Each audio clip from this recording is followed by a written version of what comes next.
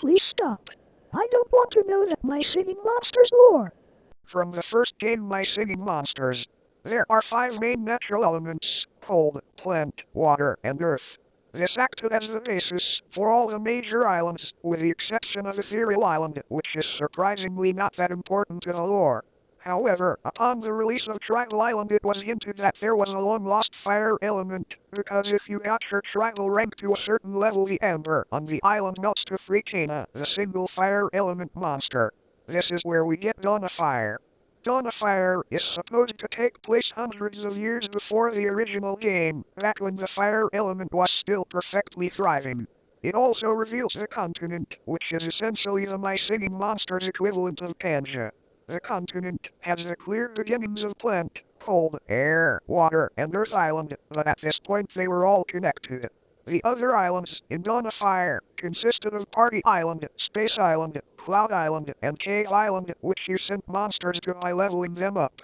Remember these islands? They'll be important later.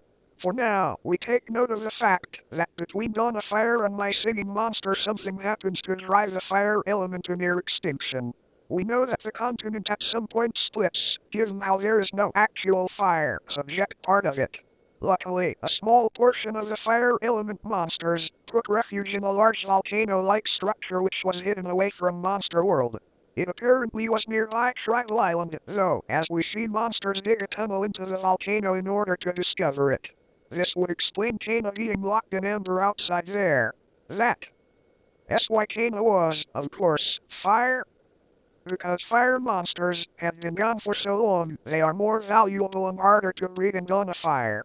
Clearly, even though they had miraculously survived for so many years, the fire element was unable, and is still unable, to thrive.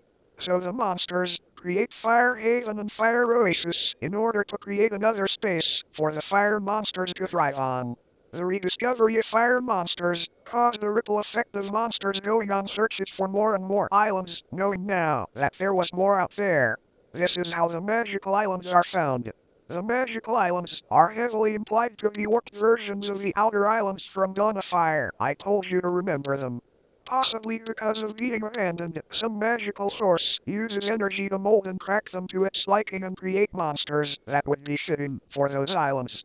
The magical class of monsters is entirely natural and only exists because of this odd source of power.